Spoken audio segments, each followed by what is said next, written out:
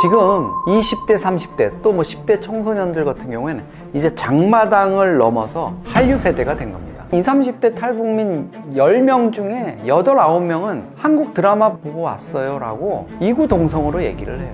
최근에 뭐 가장 인기를 끌었던 게 이제 이거야말로 북한 주민들이 정말 눈이 뜨이는 이런 영화라고 볼 수 있습니다. 최근에는 평양에도 불닭볶음면이 번지고 있다. 한국에 대한 동경심이 싹 트여 있는 거죠. 저는 김정은부터 한류에 빠져 있다고 봅니다. 그러니까 북한 주민들 입장에서는 네가 왜 한류 드라마 영화 보는 거 처벌하고 쓰레기라고 그러느냐. 김정은이 바짝 긴장할 수밖에 없을 겁니다. 최근 북한의 2030 세대를 예전처럼 장마당 세대가 아니라 한류 세대라고 부른다고 하는데요. 이렇게 불리게 된 배경은 무엇인가요? 과거에 북한의 장마당이 북한 주민들의 삶을 좌지우지하던 때가 있었습니다. 1994년에 북한 김일성이 사망하고 95년, 96년에 북한에 엄청난 홍수가 나요. 그때 뭐 공장이나 이런 거 다 침수되고 탄광도 물에 잠기고 이래서 5년, 6년, 7년, 8년 이때 북한의 고난의 행군이라는 대기근 사태가 닥칩니다. 그때 한국으로 망명했던 황장엽 비서가 2,400만, 지금은 2,500만입니다만 주민 가운데 2, 300만 명이 굶어 죽었다. 이런 얘기도 했어요. 정말 처참했습니다. 저도 북중 접경에 가서 그 수많은 강에 떠내려오는 시신들 보면서 정말 경악을 했는데 그 시기에 노동당, 북한이 배급이 끊어졌어요. 그러니까 할 수 없이 이제 장마당에서 흘러나온 곡물이라든가 또 중국에서 유통되는 생필품 이런 것들로 이제 연명을 한 거죠. 그런 세대들이 지금 북한의 이제 40대 또 30, 40대를 차지하고 있는데요. 지금 20대, 30대 또 뭐 10대 청소년들 같은 경우에는 이제 장마당을 넘어서 한류 세대가 된 겁니다. 장마당은 거기에서 이제 먹고 살기 힘든 그런 시절을 보냈기 때문에 노동당, 북한 정권에 대한 빚진 마음이 없는 거예요. 과거처럼 북한이 좀 먹고 살만하던 60, 70년대, 뭐 80년대 초반까지 나라에서 주는, 당국에서 주는 식량이다, 뭐 된장, 돼지고기 뭐 이런 거 배급받아서 살았잖아요. 그러니까 정권에 대한 약간 빚진 의식이 있고 내가 충성을 해야지 이런 게 조금이라도 있었단 말입니다. 근데 장마당 세대들이 그런 게 떠났는데 장마당 세대는 북한 정권에 대한 채무 의식이 없는 수준이었다면 이 한류 세대, 젊은 층들은 그거를 넘어서서 한국에 대한 동경심이 싹 트여 있는 거죠. 왜냐하면 한류 세대들은 한국 드라마와 영화, 가요 이런 것들을 접하면서 북한 당국이 얘기했던, 선전했던 것들이 허황되다는 걸 이제 뭔가 느끼고 있는 거예요. 그러면서 한국의 드라마나 영화를 보면서 처음에는 거짓말이고 선전인 줄 알았는데 50편, 100편 이렇게 보면서 이게 정말일지도 모르겠네? 이런 세상이 있었구나 하고 이제 북한 체제, 김정은이 아무리 뭐 청년들의 사상교양을 어떻게 하고 이렇게 얘기를 한다 그래도 한국 한류, K컬처에 이제 빠져드는 거죠. 최근에는 뭐 평양에도 불닭볶음면이 번지고 있다. 이런 얘기가 나올 정도로 한류 문화가 북한 젊은 세대들에게 파고들고 있습니다. 북한의 한류 세대에 대해 김정은은 알고 있을까요? 김정은도 한류 드라마나 음악을 접하고 있을까요? 김정은은 당연히 이 부분, 한류 세대들의 문제점을 알고 있습니다. 그러니까 청년들, 청소년들, 학생들에 대한 사상교양을 최근 들어서 엄청 강조해요. 그리고 이걸 그대로 놔뒀다가는 물먹은 담벼락처럼 허물어진다. 이렇게 얘기합니다. 요즘 우리는 뭐 벽이 다 돌로 돼 있거나 뭐 콘크리트로 돼 있지만 옛날에 우리가 아주 어렵던 시절에는 흙으로 이제 벽을 만들어서 뭐 이렇게 해서 물 먹으면은 무너진다. 이런 식의 얘기를 하고 있는 건데 그만큼 김정은도 여기에 대해서 경계심을 느끼고 있을 겁니다. 아마 저는 김정은이 이렇게 한류에 대한 경계심을 보이는 이유 중에 하나는 체험도 크다고 봐요. 사실 지금 한류 문화, 한류 드라마, 영화, 가요 못하게 철저히 막고 아주 가혹한 처벌을 하고 있지만 김정은이 누굽니까? 2018년 평양에 한국 가수들, 대중 가수들 불러서 공연 보면서 즐거워했잖아요. 레드벨벳의 빨간맛 이런 노래 부르면서 그 가수들 만나서 또 사진도 찍고 좋아했잖아요. 아마도 김정은도 그렇지만 딸 주혜도 한류 문화 탐닉하지 않았을까요? 김주혜가 위성 TV나 이런 거 통해서 다 한국 뭐 해외 채널 다 볼 수 있을 텐데 또 보고 싶은 거 있으면 얼마든지 접할 수 있고 심지어 한국의 뭐 아이돌 그룹이나 이런 쪽에 굿즈를 사고 싶고 음반을 사고 싶으면 그것도 구해볼 수 있을 텐데 한류에 빠지지 않았을까요? 김정은의 생모인 고용희도 사실은 생전에 김정일 국방위원장하고 차 안에서 같이 듣던 무슨 한국의 뭐 그때 그 사람 심수봉의 이런 노래가 좋았다 이런 얘기를 한 적도 있어요. 그래서 과거에 평양 공연 때 뭐 김정은이 이런 것 때문에 특정 가수한테 이런 노래를 불러달라 이렇게 얘기했다는 적도 있습니다. 그러니까 김씨 집안 자체도 이렇게 한류에 빠져 있는데 주민들은 뭐 더 말할 게 없다 이렇게 봐야 되겠죠. 그래서 사실 탈북민 분들이나 이런 분들이 얘기하지 않습니까?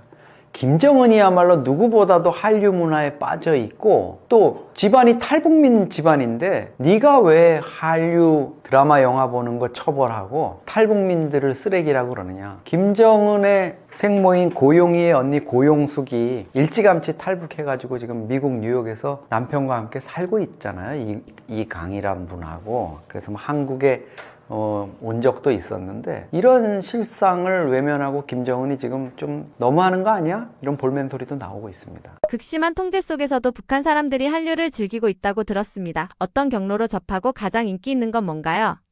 북한의 드라마, 영화, 가요 등이 유입될 수 있는 통로는 사실상 북중 접경을 통한 게 유일합니다. 과거에 대북 전단이나 이런데 뭐 USB를 담아서 풍선으로 보내가지고 일부 즐기는 게 있었지만 그런 것들이 지금은 이제 중단된 상태라고 볼 수 있고요. 북한은 당연히 인터넷을 전혀 주민들이 접할 수 없게 통제하고 있기 때문에 뭐 넷플릭스나 뭐 이런 것들을 통해서 접할 수 있는 것도 아니죠. 과거에는 중국 지역에서 한국의 위성방송이나 이런 것들을 녹화해서 VTR 테이프, 이런 큰 테이프로 들어갔습니다. 반입이 어려웠죠. 단속도 쉬웠고요. 보고 있을 때 뭐 들이닥쳐가지고 빼내면 됐었으니까. 근데 그 뒤에 USB가 등장하면서 이제 유통의 속도가 엄청 빨라졌고 은밀하게 보내는 게 더 가능해졌고요. 최근에는 얘기 들어보니까 마이크로 SD도 이제 고용량이 되고 이러면서 거기에 담아서 유통하면서 밀반입 이런 것들이 좀 더 쉬워졌다고 그럽니다. 이런 것들을 통해서 지금 유입되는 게 속도도 빨라졌어요. 과거 같으면 뭐 한두 달 걸리고 이랬다 그러는데 지금은 거의 동시에 평양까지 도달하고 있다고 합니다. 그래서 최근에 뭐 가장 인기를 끌었던 게 이제 오징어 게임. 이거야말로 북한 주민들이 전혀 접해보지 못했던 정말 찐 자본주의를 보여주는 그런 영화인데 북한의 선전선동 영화, 고리타분한 영화에 익숙해져 있던 사람들이 보면 정말 눈이 뜨이는 이런 영화라고 볼 수 있습니다. 그리고 뭐 사랑의 불시착 같은 경우도 벌써 종영된 지 한 5, 6년 됐는데도 여전히 큰 인기입니다. 이거는 뭐 구성 자체가 그러니까요. 현빈, 손예진 이 두 사람이 주연으로 등장하는데 손예진 씨가 이제 재벌 상속녀인 윤세라로 나오고 그 다음에 현빈 씨가 특급 장교인 북한군 이정혁으로 나오잖아요. 이 재벌 상속녀가 행글라이더를 타다가 패러글라이딩을 하다가 돌풍이 불어서 북한으로 넘어간다는 다소 황당한, 그래서 사랑이 뭐 꽃핀다 이런 건데 여기 안에서 한류 문화가 다뤄지고 있습니다. 이 드라마 안에서 아주 리얼하게 뭐 한국산 쿠쿠밥솥을 몰래 북한 주민이 가지고 이제 쓰고 있었는데 인민반장이 어느 날 단속을 나와서 탁 감춰놨는데 취사가 완료되었습니다 하고 소리가 나서 들킨다든가, 또 심지어 한류 드라마 영화에 빠져가지고 그거를 보니라고 북한군 초병이 그 모니터에다 그걸 띄워놓고 보니라고 그 앞으로 뭐 병사들이 막 휴전선을 넘나드는데도 못 본다, 이런 재미있는 설정들이 있는 거예요. 그러니까 북한 주민들 입장에서는 이런 영화 드라마에 빠질 수밖에 없는 거죠. 뭐 그 원조격인 천국의 계단 벌써 20년이 넘었습니다. 방영된 지. 이런 것들이 아직도 북한에서 계속 이렇게 돌면서 권상우, 최지우 뭐 이런 그 배우들의 인기가 아직도 여전합니다. 이분들이 결국은 이 한류 드라마를 거듭해서 보다 보면 어느 순간에는 저기 가서 한번 살다 죽으면 원이 없겠다 하고 목숨을 건 탈출을 하는 거죠. 그래서 천국의 계단을 보고 탈출을 했다는, 탈북했다는 어떤 여성 탈북자분은 여기에 무대가 된 강화도 어느 펜션의 계단에 가서 그 드라마에 등장하는 것처럼 이렇게 석양이 지는 그 장면에서 거기 목 놓아 울어가지고 같이 데리고 갔던 그 국정원 간부분이 아주 당황했다, 이런 얘기도 들었습니다. 이게 지금 뭐 북한의 청소년들한테는 이게 거의 지금 유일한 낙일 거예요. 그리고 어느 정도래야지 탈북민 20, 30대 탈북민 10명 중에 8, 9명은 한국 드라마 보고 왔어요 라고 이구동성으로 얘기를 해요. 그러니까 이 K컬처의 영향력, 또 북한판 한류 바람에 대해서 김정은이 바짝 긴장할 수밖에 없을 겁니다. 한류 세대와 기성 세대를 비교했을 때 체제나 지도자 인식에서 어떤 차이가 있나요? 북한 정권을 수립한 김일성, 북한의 국가 주석이죠.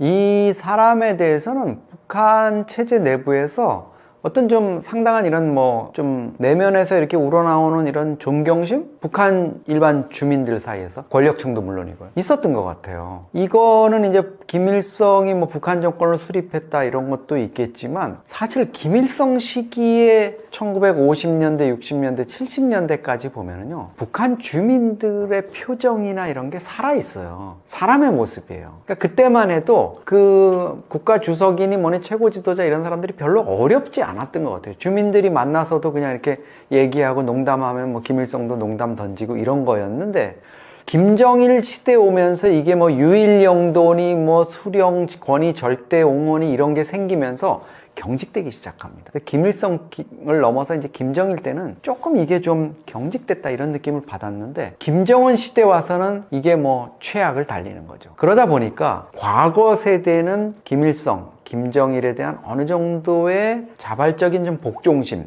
그것이 세뇌에 의한 거든 거기에 익숙해진 것이거든 그런 게 있었는데 김정은 시대 와가지고는 이런 것들이 좀 허물어지고 있다 이렇게 볼 수가 있습니다. 그리고 장마당 세대가 북한 정권에 의지하지 않고 자기들의 삶을 이렇게 유지해야 됐던 이런 것들에 대한 어떤 김정은 체제에 대한 좀 반감 이런 부분들이 있는 것 같아요. 과거 김일성, 김정일 때는 쉽게 기업을 운영하는 걸 예를 들자면 종업원 1000명이 있으면 1000명한테 다 많이는 못 줘. 이익이 나지 않고 살림이 회사 사정이 어려워서 많이는 못 주는데 월급을 요 정도는 줄게 하고 줬다면 김정은은 전체 직원들한테 줄 월급이 마땅치 않으니까 1000명 중에서 내 말 잘 듣는 한 30명, 50명한테는 내가 왕창 줄게. 집도 주고 뭐도 주고 다 보장하는데 나머지는 좀 알아서 먹고 살아라. 이러다 보니까 이제 장마당으로 흘러나가고 이제 장마당마저 이제 최근 들어서 체제 관리 차원에서 통제한다 보니까 이제 한류 세대들이 점점 성장을 하면서 이 한류 세대들이 김정은 체제, 북한 정권에 대한 반감을 이제 키워나가고 있는 거죠. 그리고 한국 사회에 대한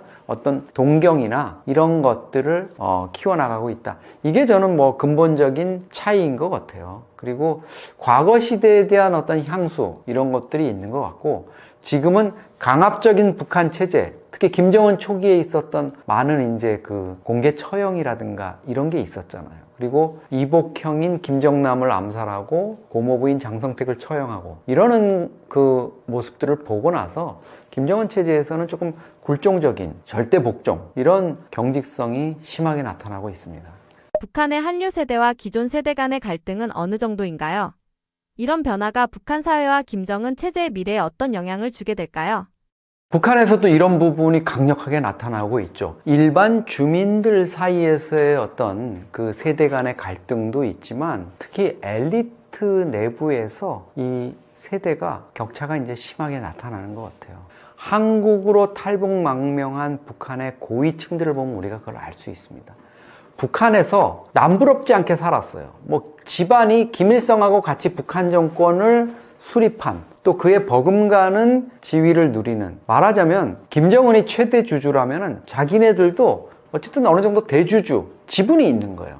그 정도면 북한에서 먹고 사는데 전혀 지장이 없거든요. 그리고 그 사람들은 한국에 와서도 나는 북한이 싫어서 거기에서 못 살아서 온 게 아닙니다. 이렇게 얘기를 솔직하게 털어놓습니다. 그러면 무엇 때문에 문제가 생겼느냐? 그 자녀 세대들이 북한 체제에 적응할 수 없는 한국 사회를 동경하는 한류 세대이기 때문이죠. 그 이전 세대는 장마당에서 먹고 살건 북한의 배급을 받건 북한 체제에서 그럭저럭 먹고 살 수 있고 굳이 목숨을 걸고 탈북을 해서 집안 가족들이 풍비박산 나고 어려움을 겪게 하는 이런 리스크를 감당할 이유도 없고 그러고 싶지도 않았던 사람들이죠. 근데 이 한류 세대인 자녀들이 엄청난 사고를 치게 됩니다. 해외 외교관이나 주재관으로 나오면서 현지에 있는 국제학교에 보내놨더니 거기에서 한국 학생들과 어울리고 특히 한류 문화, 영화, 드라마 이런 걸 보면서 북한으로 말하면 부르주아 날라리 사상에 물든 거죠. 그러다 보니까 국제학교를 다니다가 이제 2, 3년 지나서 평양에서 임기가 끝나고 이제 부모를 귀임하라고 할 때쯤이면 넌지시 이제 커밍아웃을 하는 거죠. 사실 저는 이렇게 해서 한국 사회를 알게 됐습니다. 그리고 이제는 평양에 들어가기 싫어요. 거기서는 살 수가 없을 것 같아요. 합니다. 부모가 거기에 동조하지 않으면 아이들이 먼저 한국 대사관에 뛰어들거나 망명길을 선택해요. 그래서 부모들이 어쩔 수 없이 한국에 오게 됩니다. 그리고 부모가 사실 부모 입장에서 자식이 그런 식으로까지 얘기를 하면 아차 싶겠지만 곰곰이 자녀들의 미래라든가 이런 걸 생각해 보면 다시 평양으로 돌아간다는 건 너무너무 감당하기 힘든 일이 기다리고 있는 걸 수도 있습니다. 물론 탈북 망명을 해서 한국에 오게 되면 북한의 부모님들이나 가족들이 겪는 고초 그런 부분들도 있겠죠. 그렇지만 이분들 같은 경우에는 자녀가 제일 우선인 것 같아요. 부모들 입장에서는. 그래서 조금 북한에 있는 가족들이나 여기에 미안함이 있지만 한국으로 들어오고 있고 사실은 뭐 영국 런던에 있다 온 태영호 공사라든가 또 이태리에서 온 조성길 참사라든가 여러 외교관들이 있는데요. 이런 공개되지 않은 공개된 분들보다 훨씬 많은 북한의 엘리트들이 한국에 정착해서 살아가고 있는데요. 이분들 중 상당수가 어떻게 오셨어요? 이러면 아이고 자식이 원수지요. 이렇게 얘기하는 분들이 많이 있습니다. 예전 2018년 한국 가수들이 평양에서 공연한 적이 있었는데요. 실제 당시 현장 분위기는 어땠나요?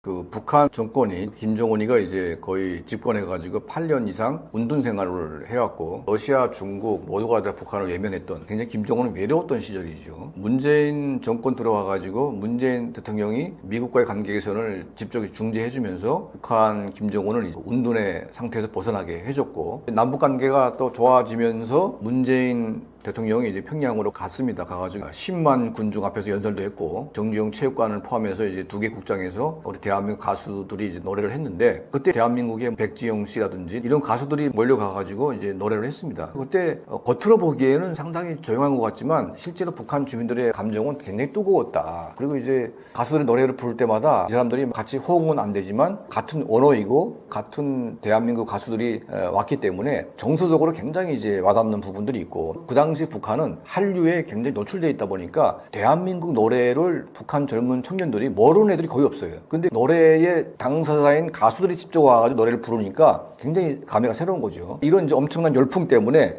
김정은 정권이 본인도 그때 공연을 관람을 했습니다. 하고 이제 남한 가수들 분들과 사진도 찍고 그렇게 했는데 북한 사람들이 공연장에 못 가본 평양 시민들도 있고 지방은 전혀 못 갈 수밖에 없고 그러니까 이런 사람들이 김정은 본인도 이제 그런 공연장에 갔으니까 다음 날에 녹화 중계해가지고 북한 방송을 통해서 보여주겠지 기대를 했는데 행사가 한 것만 보여주고 실제 내용은 이제 딱 끊어버렸습니다. 아예 방영을 못하게 했어요. 그러다 보니까 이거 못 본 애들이 저희한테 부탁이 왔어요. 그 풀 영상을 보내달라고. 그래서 저희가 이제 그걸 수십만 개를 복사해가지고 북한에 뿌렸는데 자, 그 정도로 이제 북한 주민들이 그 남한 그 문화에 대해서 굉장히 이제 호응이 큽니다. 이 결과에 의해서 민심이 굉장히 남쪽으로 흐르고 있기 때문에 이걸 방치했다가는 북한 정권 전립 자체가 위험하다. 해서 조선어 보호법이라든지 한류를 막는 강력한 조치가 취해졌고 지금 뭡니까? 2개 국가론이 나와가지고 대한민국과 북한은 남의 나라이기 때문에 서로 상대하지 말자. 그리고 북한 주민들에게도 통일이고 나발이고 그냥 다 필요 없으니까 잊어버려라. 이렇게 지금 만들어놨어요. 통일이라는 것은 북한이든 대한민국이든 통일을 안 하겠다고 하는 것은 이거는 반민족적이고 반수구적인 행동이기 때문에 통일을 안 하겠다는 말을 함부로 할 수가 없습니다. 그런데 북한이 오죽했으면 통일을 포기한다고 했겠습니까? 그러니까 그 정도로 한류에 대한 열망이 굉장히 크고 북한 주민들은 이제 한 70년간 김씨 정권에 의해서 지배를 당해왔는데 결과적으로 남은 게 아무것도 없다. 그냥 가난과 고통밖에 없다. 이 가난과 고통에서 벗어날 수 있는 유일한 길은 통일밖에 없다는 것을 이제 인식을 했습니다. 통일에 대한 열망이 북한 주민들이 높은 것은 70년 김씨 왕조의 집권 결과물이 된 거죠. 그러면 통일 안 하겠다고 하니까 당연히 김정은에 대한 분노가 이제 폭발할 수밖에 없고, 그리고 대한민국 일부 이제 소위 좌파라고 할까요? 뭐 종북 세력들이 북한의 어떤 주장에 동조하면서 북한의 주장에 일리가 있거나 북한이 그렇게 나오니까 우리도 같이 맞춰야 된다는 식으로 이제 주장하는 분들이 있습니다. 이걸 북한 주민들이 알게 된다면 뚜껑이 열리는 일입니다. 마지막 열망, 마지막 희망이 사라지는 거기 때문에 이거는 북한 주민들에게 사형 선고를 내리는 것과 비슷한 겁니다. 통일을 하지 말자는 것은. 그래서 이거는 민감한 말이고 굉장히 중요한 것이기 때문에 이 정도로 지금 북한 내부가 한류에 열광하고 있고, 그 한류가 곧 통일에 대한 열망으로 이제 옮겨 붙다 보니까 김정은 정권이 이거를 막지 못하면 체제가 유지되기가 굉장히 힘들다. 이런 상황이 있다 보니까 이제는 뭡니까? 윤석열 정부가 뭐 압박을 가해가지고 북한이 대한민국과 상대하는 게 아니고, 원래 이제 북한과 대한민국은 끝났어요. 문재인 정부 중기 때 끝났고, 윤석열 정부는 그냥 송골매를 보내가지고 뭐 북한 평양 상공에 휘젓고 했는데, 이게 무슨 남북관계 악화 뭐 이런 거 상관없습니다. 북한 정권에게 한번 번때를 보인 것이고, 대한민국 국군의 힘이 마음만 먹으면 김정은을 죽일 수 있다, 이거 보여준 겁니다. 협박을 한 거죠. 근데 이걸 가지고 북한에 큰 도발을 한 것처럼 어떤 장관은 그런 얘기를 하고 있는데, 이건 말이 안 되는 겁니다. 이스라엘처럼 우리를 위협하는 적대 세력에 대한 단호한 응징에 대한 강력한 힘이 있어야 적들은 알아듣는 것이지, 비유 맞추고 뭐 그들에게 잘 보이려고 노력한다고 해서 평화가 온다는 그런 착각은 굉장히 위험한 것이다, 이렇게 보고 있습니다. 그래서 일련의 남북관계 차원에서의 어떤 관계, 한류, 그리고 북한이 복합적으로 느끼는 체제 위기는 바로 주민들의 눈과 귀를 막지 않으면 더 이상 북한 정권은 유지될 수가 없다, 이런 상태에 온 것은 분명한 사실인 것 같습니다. 그래서 이거를 막기 위해서 최후의 수단으로서 남북관계는 끝났고 두 국가론을 제시해가지고 남남이기 때문에 아예 신경을 꺼라, 이렇게 한 겁니다. 그래서 이재명 정부가 들어와서 김정은에게 뭔가 잘 해줘가지고 다시 대화를 한다고 지금 주장을 하고 있는데, 이거는 굉장히 잘못된 판단이고, 현재 북한 내부에 이런 상황 판단이 전혀 안 돼 있는 국가, 그러니까 하나 희망사항일 뿐이지, 아무리 북한에게 알랑방구를 낀다고 해도 김정은 정권은 아예 상대 안 하는 거 아닙니까? 그리고 천안문 막루에 가가지고 그 박지원이라는 사람이 나와가지고 뭐 김정은 위원장님 하면서 부르는데 참 망신스러운 일이죠. 김정은이가 나이도 어린 놈이 그걸 그렇게 불러대면 뭐 돌아서가지고 악수도 한번 해줘야 되는 거 아닙니까? 근데 위원장님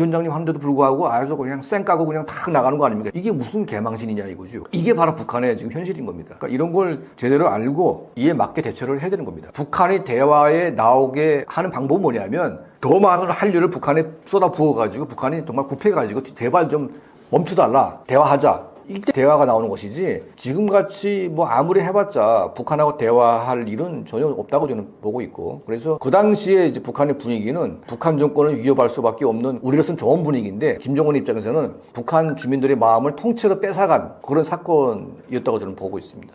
북한의 MZ세대와 그 윗세대들 간의 대한민국에 대한 인식이 서로 다른 상황일까요? 지금으로 말하면 4050 세대는 저희 또래이기도 한데, 우리가 한류 1세대이지만 우리 때에는 한류가 보편적이지 않고 일부 이제 저같이 깨어있는 사람들만 이제 한류를 접했고, 나머지는 상당히 이제 한류를 모르는 세대이지만, 지금 뭐 30대, 40대, 20대는 전부 다 시장을 통해서 생존했던 세대이고, 이 시장을 통해서 이제 한류를 유통하면서 한류를 접했던 세대이기 때문에 4050과는 좀 다른 그런 세대 차이가 있는 거죠. 하지만 그 자녀 세대 때문에 부모 세대까지도 영향을 받게 되는 그런 결과도 있습니다. 그러다 보니까 이제는 세대의 차이는 거의 없다. 전 세대가 이제는 한류를 좋아하는데, 다만 우리가 2030이 좋아하는 한류 가수가 있고 또 4050이 좋아하는 또 한류 가수가 있지 않습니까? 그런 차이는 있어요. 그러니까 우리는 우리 또래의 가수를 좋아하고, 또 젊은 세대는 또 젊은 세대 가수를 좋아하는, 같은 한류지만 그런 세대의 차이가 있을 뿐이지 한류를 좋아하고 싫어하는 그런 차이는 없다. 저는 그렇게 이제 보고 있습니다. 지금 북한 전체 주민 자체가 한류에 빠져 있고 대한민국을 좋아하고 있는 그런 상황이다 보니까, 우리 대한민국이 여기에 잘 대응만 하게 되면 이재명 정부가 통일의 길을 열 수 있는 아주 중요한 전기를 만들 수가 있는데, 통일 정책은 이제 북한의 잘못된 이런 정책을 그걸 이해하고 받아들이는 쪽으로 가려고 하는 뉘앙스로 가니까 이 좋은 호기를 놓쳐버리는 뭐 그런 실책을 할까봐 참 저는 안타까운 상황입니다. 극심한 통제 속에서도 북한 사람들이 한국 미디어를 접하고 있다고 하는데요. 어떻게 한국 콘텐츠를 접하며 어떤 드라마가 가장 인기 있나요?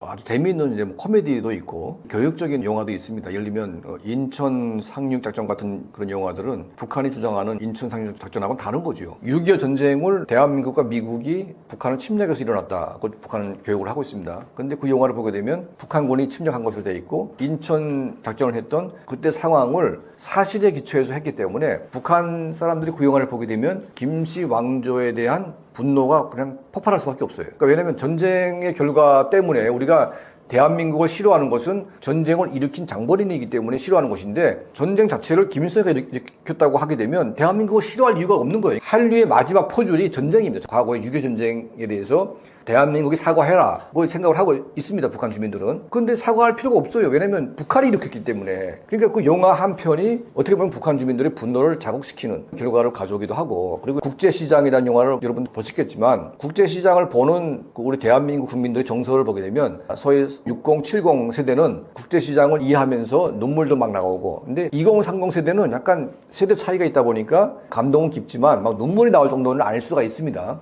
이런 경험의 차이가 있기 때문에. 북한 20, 30 세대는 전부 다 눈물을 흘립니다. 왜냐하면 나이는 어리지만 우리 대한민국이 60, 70 세대가 겪었던 그 아주 고난의 세대, 고난했던 그런 경험을 북한의 MZ 세대는 다 겪고 있는 상태이기 때문에 그 영화를 굉장히 공감을 합니다. 그러면서 대한민국이 만들어졌던 그런 과정을 보면서 대한민국이라는 나라를 이해하게 되고, 대한민국은 정말 민주주의를 지향했던 국가이고 국민들에게 뭔가 해주려고 했던 국가였구나. 그러니까 영화 속에 보게 되면 뭐가 나오냐면 똑같이 독일의 파독 간호사, 파독, 탄광 이랬던 분들이 있는데 굉장히 힘들게 일을 했어요. 휴가 시간에는 이제 라인강변에 나와서 같이 여행도 하고 휴가도 즐기고, 그리고 이제 받은 돈은 전부 다 국가가 간섭하지 않고 전부 다 자기 가정에게 돌려줍니다.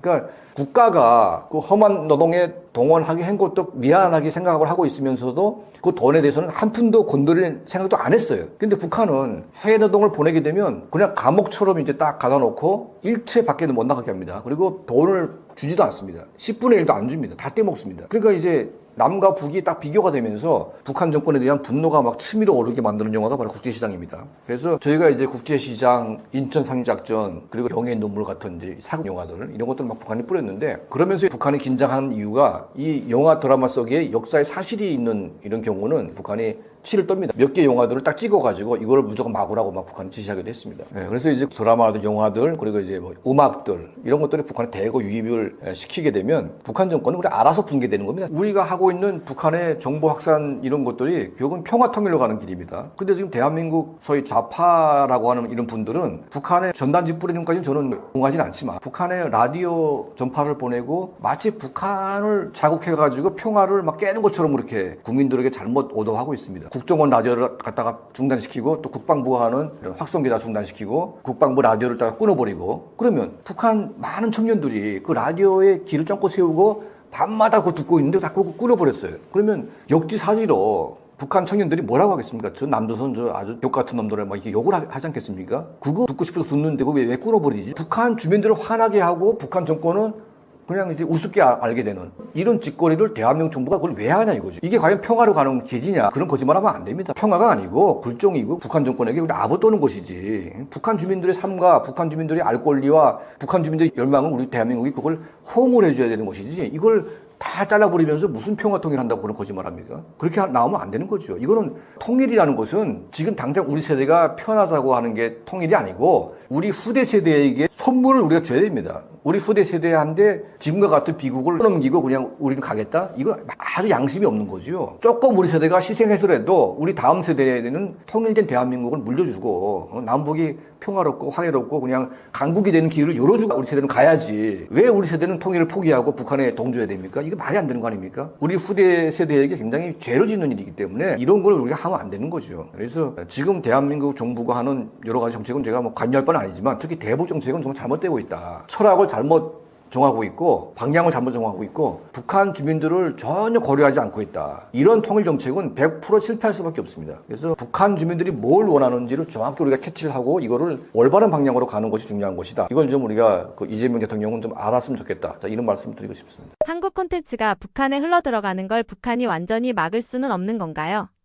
지금은 거의 막아내고 있죠. 왜냐면 그걸 보는 청소년들까지도 막 총살을 시킵니다. 공포를 줍니다. 그리고 이제 북중 국경을 막아버리고 있고 대한민국에서 올라가는 이런 걸 막아버리고 있고 또 이걸 보내는 단체들에게 자금을 다 끊고 있지 않습니까? 그러니까 트럼프 정부가 들어와가지고 다 돈을 다 끊어버렸어요. 1차적으로. 그리고 또 정권이 바뀌면서 지금 이재명 정부는 이제 아예 그런 돈 줄 생각이 없고 전단지를 금지법을 해가지고 전단지를 못 뿌리게 하고 있지 않습니까? 전단지라는 것은 사실은 저는 뿌리는 걸 동의하지만 이걸 공개적으로 뿌리는 건 저는 반대를 하거든요. 전단지가 필요 없냐? 이거 필요 없는 게 아닙니다. 왜냐면 전단지 자체가 이거는 파괴적인 어떤 그런 북한 군인들에게 혁명의 불씨를 안겨주는 거기 때문에 우리가 이제 대한민국이 심리전을 해야 되고 북한군을 와해시키려는 목적이 있다면 북한 군인들을 향해서 전단지를 대거 뿌려야 됩니다. 그런 배짱도 없는 나라가 어떻게 통일을 하겠습니까? 그리고 어떻게 북한을 관리하겠습니까? 근데 지금 전단지 뿌리는 게 마치 범죄 행위처럼 생각을 하고 있고 물론 이제 접경 지역의 대한민국 국민들이 피해를 보는 건 사실입니다.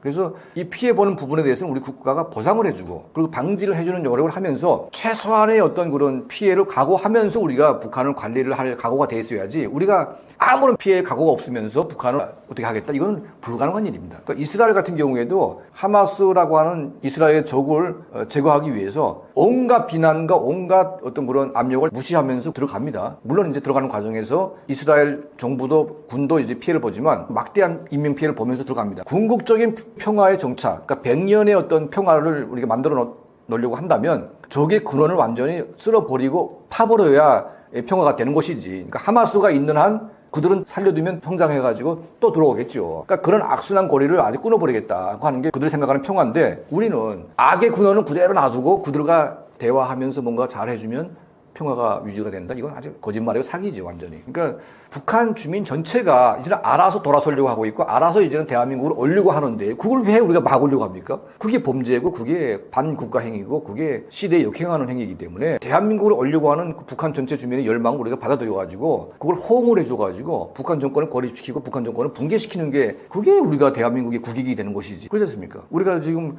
관세 전쟁에 가장 피해를 보는 나라가 대한민국입니다. 왜냐하면 수출 비중이 거의 60%가 육박합니다. 수출이 안 되면 대한민국은 존립하기 힘듭니다. 근데 일본 같은 경우에는 수출 비중이 30, 40밖에 안 됩니다. 내수 시장이 워낙 강하고 관세의 영향을 받지만 대한민국까지 그렇게 관세의 영향을 크게 받지는 않습니다. 그 왜냐? 내수 시장이 크기 때문에 버티는 겁니다. 근데 대한민국은 내수 시장이 없습니다. 그래서 적어도 북한을 우리가 통합을 하면 북한 동북지역, 윗지역이 한반도의 경제 영향권에 들어올 수밖에 없어요. 그 압록강, 두만강, 천리 국경이 아예 오픈시켜가지고 중국에 우리 상품이 그냥 밀수로 들어가든 보따리상이 가려면 인천시장밖에 안 됩니다. 아주 좁아요. 그러니까 중국이 통제를 해가지고 한류 제품들을 갖다 막아버립니다. 근데 통일이 되면 한국 제품을 중국이 막을 수가 없습니다. 그게 중국이 막 들어가기 때문에 적어도 동북 삼성 이 지역의 경제권이 우리가 대한민국으로 편입될 수밖에 없어요. 적어도 1억 5천만 명, 2억 정도의 인구 구조를 가지게 되기 때문에 만약 뭐 지금과 같은 관세 전쟁을 한다고 해도 대한민국을 그렇게 막 비굴하게 할 수가 없습니다.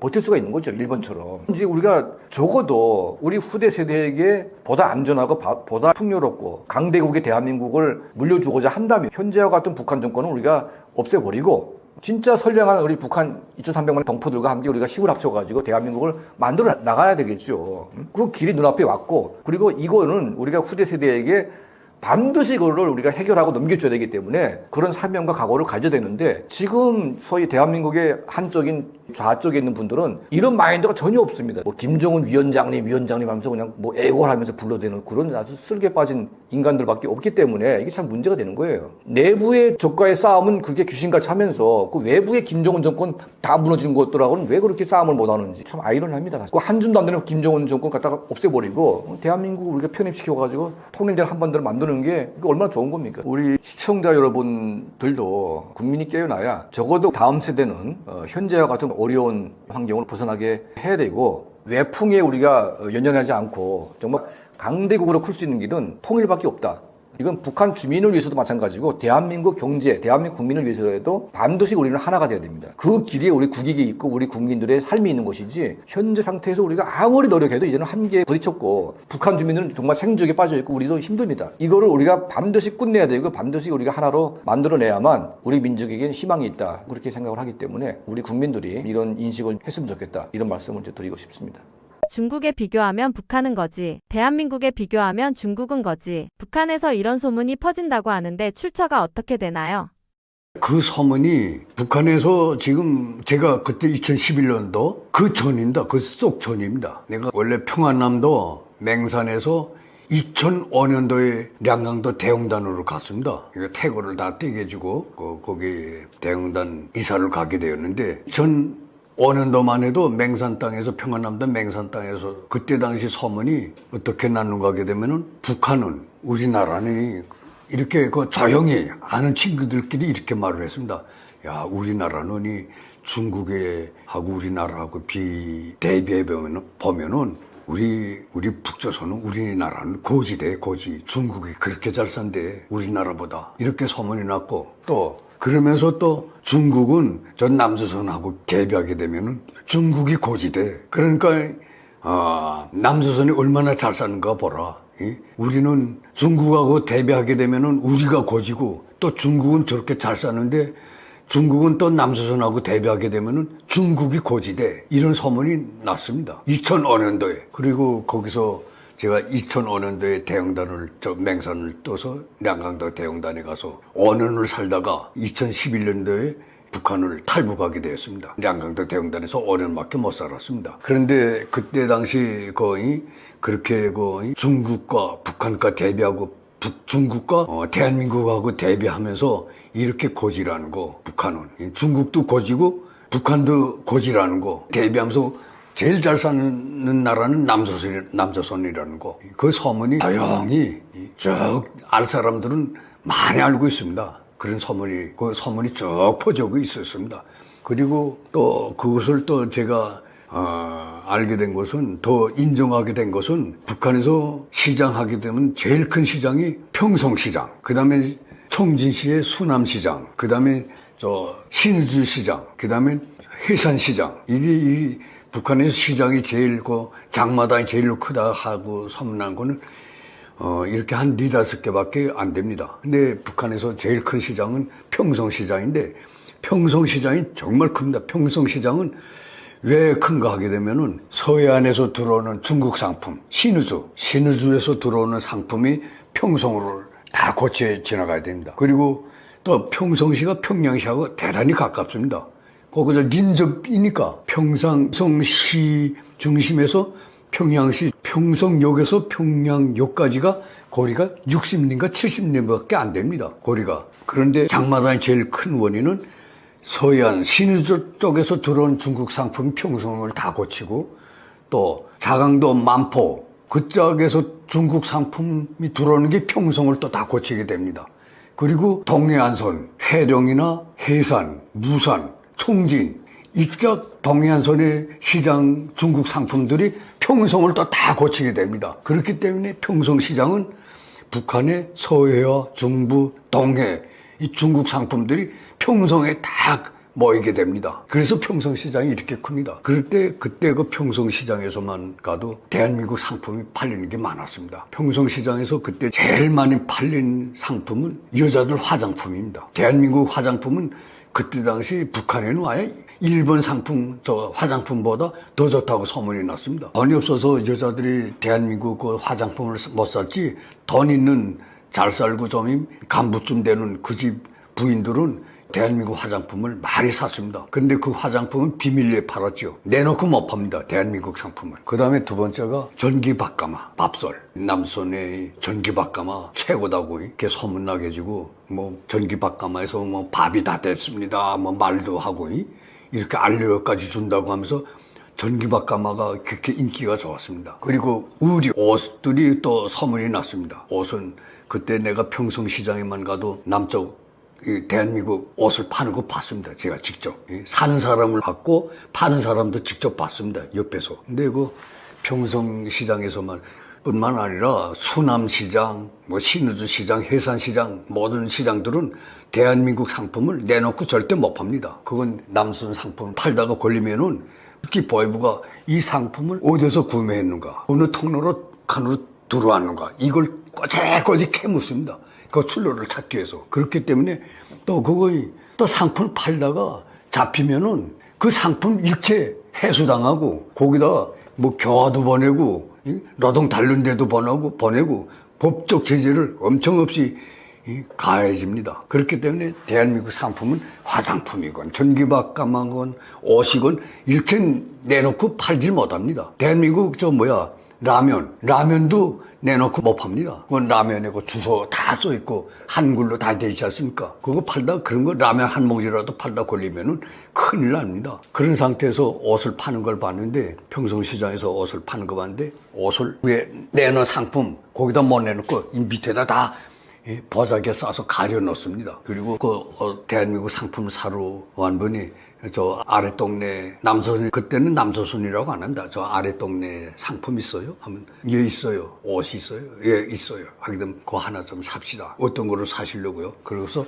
오라고 합니다. 상품 그 매대 뒤로 와서 여기 있는데 이거 걸으세요 해요. 그럼 그분이 살 사람이 와서 쭉 골라보고 이거 살게요 하고 딱 자기 마음에 드는 거 뽑습니다. 딱 들면은 그 다음엔 보니까 시장에서 판매하는 사람들이 대한민국 그 옷 요게 요 안에 상표가 있지 않습니까? 하얀 천에 그 상표를 가위로 사선으로 다 잘랐더란 말입니다. 다 각이하게. 이렇게 잘라서 상표는 개지고 있습니다. 자른 상표는 버리지 않고 개지고 있습니다. 가지고 있는데, 그리고 내가 예를 들어서 그 대한민국 그때 그 여자분이 대한민국의 겨울철 외투, 모직 외투, 그 다음에 뭐 낙타털 외투라던가 그런 것도 있더란 말입니다. 근데 그 여자가 이거 하얀 거 모직인데 외투인데 그걸 사갔다고 하더란 말입니다. 완전히 뭐 흰눈처럼 하얀 그 외투인데 모직 외투인데 사갔다고 하니까니 그 여자가 요만 과글 하나 딱 열더니 거기서 그 상표를 딱 꺼내는데 상표가 좀 요만합니다. 요 손가락 같은 건데 자 요거 대한민국 상품 맞아요 하고 그 상표 자른 거를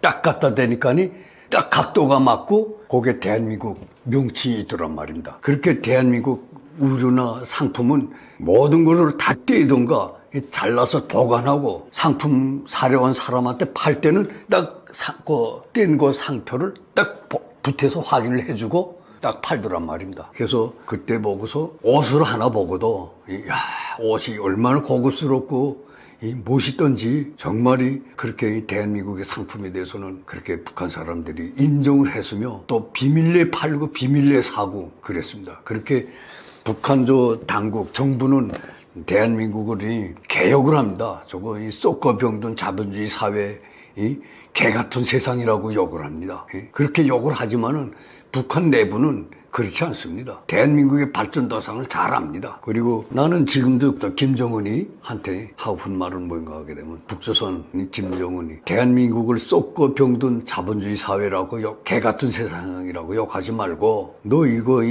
대한민국의 썩고 병든 개 같은 세상을 처럼 좀 만들라. 전 이렇게 말을 합니다. 야, 대한민국의 개가 얼마나 행복한지 아니? 개가 유모차를 타고 다니지. 승용차를 타고 다니지, 개가 병원에 다니지, 개 백화점에 있지, 개가 죽으면 장례식까지 해주더란 말입니다. 아니, 북한은요, 주먹만한 강아지 죽은 거 그거 목질 못해서, 호롤됐는데, 이 대한민국 개가 병원에 다니고, 개 백화점이 있고, 개 호텔이 있지 않나, 개가 죽으면은 또 장례식을 해주지 않나, 이런 나라를 개 같은 세상이라고 욕을 하니, 너 그러지 개 같은 세상으로 욕을 하지 말고 개 같은 세상으로 만들라. 저는 이렇게 말을 합니다. 이게 얼마나 좋습니까? 난 솔직히 말해서 내 아이들이 딸들이 아들이 하나인데 난 북한에서 유모차라는 이름조차 몰랐습니다. 북한에 유모차라는 게 없습니다. 전혀. 그래서 아직도 옛날식으로 이거 띠개로 포단으로 이렇게 등에다 업고 띠개를 메고 다니는데 그러다가 최근에는 한 2000년 한 중반부터는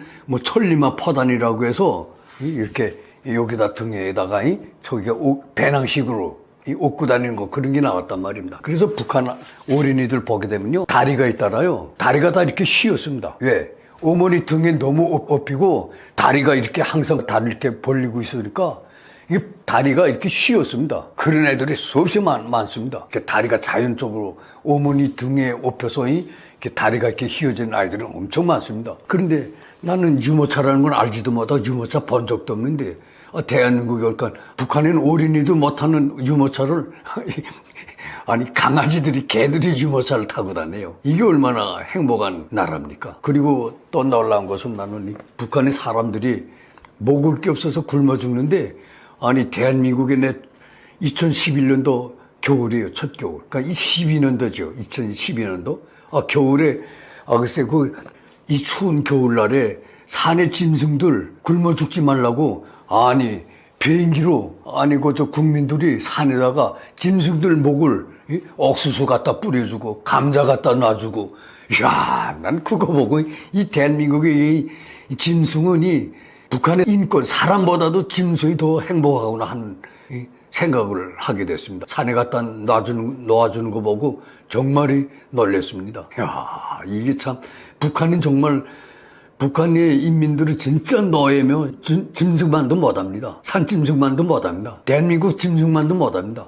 대한민국 짐승들은 그래도 국민들이 굶어 죽지 말라고 옥수수도 갖다 주고 감자도 갖다 주고 빵도 갖다 주고 그 와서 먹으라고 이렇게 해주는데 북한은 굶어 죽지 않습니까? 얼마나 이거 대한민국이 살기 좋은 나라입니까? 그리고 북한에는요 강아지 2달 된 것도 없어서 못 먹습니다. 뭐 장례식이고 병원이라는 건 하나도 없고 뭐 개 백화점 이건 뭐 듣어도 보질 못한 말들입니다. 북한에서는. 그리고 북한에서는 소는 짐승 아닙니까? 소 한 마리 잡아먹었던 사형입니다. 그러니까 사람이 소를 잡아먹으면 소는 짐승인데 그 짐승을 잡아먹었다고 사람을 사형시켜요. 사람이 소만도 못하잖아요. 짐승만 못한 나라 아닙니까? 근데 우리 맹산에 있을 때 소를 2명이 단번에 사형을 당했는데 소를 뭐 몇 마리를 잡아먹었대던가 그때가 98년도입니다. 가난한 거 힘든 고난의 시기에 사람이 수백만 명이 굶어 죽어 나갈 그때 당시인데 그 소를 잡아먹었다고 4명을 단번에 사형을 시키는데 그것도 군중심판 수백 명 맹산 읍에서 사형을 시키는데 맹산 읍에 학생이건 자전거 인민학교 초등학교 중학교 고등학교 그다음 전문학교 맹산 전문학교밖에 없었으니까 그다음에 공장 기업소 노동자들 그다음에 협동농장 농장원들 그래서 원군을 다 모이게 합니다. 그 리에서 읍에서 그렇게 먼 데는 한 7, 80리씩 되는데 그 농장에는 차가 딱 화물차 2톤, 2톤 반짜리 승리 오팔이라고 그거 한 대밖에 없습니다.